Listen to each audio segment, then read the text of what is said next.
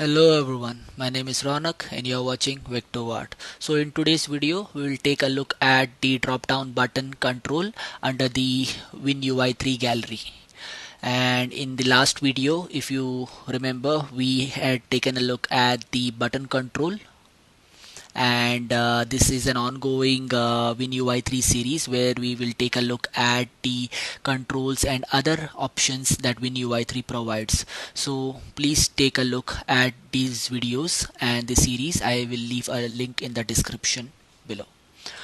Also, if you haven't subscribed to my channel, please do subscribe to my channel. It means a lot.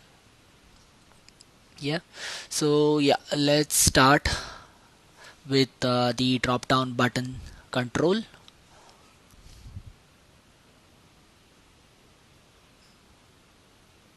So if you click on that, we have the simple drop down button which provides this beautiful animation, a flyover drop down, and if you look down we have the source control as well, just like the button control that we talked about in the previous video. So I have copied this code. Also, if you see down, we have this XAML source code and the C# source code from the GitHub repository that it has. So let's go here and you'll see that the whole source code for that page is available here. So let's copy only the stack panel because this is a page and we are using this code on a WinUI and not a browser page. So let's paste it here, and if you run the application, you will instantly see the drop down button on the window. The load takes a bit of time, and I've explained this in the previous video, so do check that out. Yeah, so like I said, it takes a considerable amount of time to build, and once it builds it will deploy that or load or launch that window. So so we have the drop down button. So to avoid this load time, we have this hot reload available, so I have enabled it. And for example, so let's take the second drop down button. Yeah, so the drop down button with icons, so the name clearly suggests that we have icons inside the drop down box.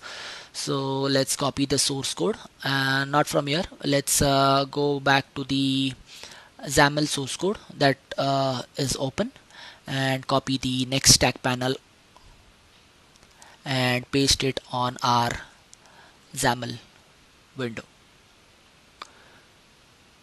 Yeah, so once I do that and our application is still running, let me minimize these and let's save. The save is not necessary, but you can see that the window is already loaded with the new drop down button. Let's remove the stack panel because it has overlapped, and let's add this drop down button inside the existing stack panel. And since the orientation is horizontal, it will appear next to that existing drop down.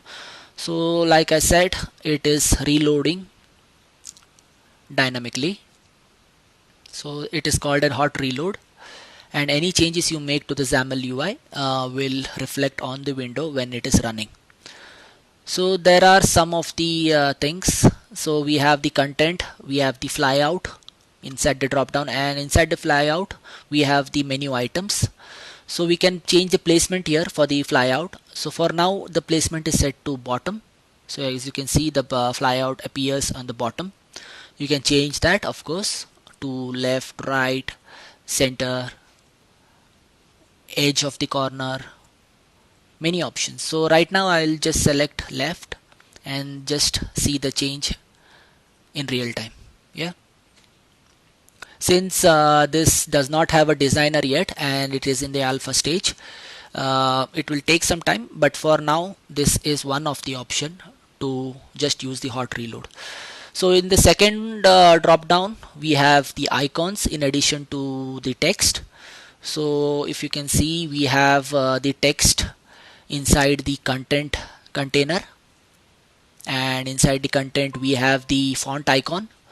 So font icons are a nice way to display icons in the form of glyph.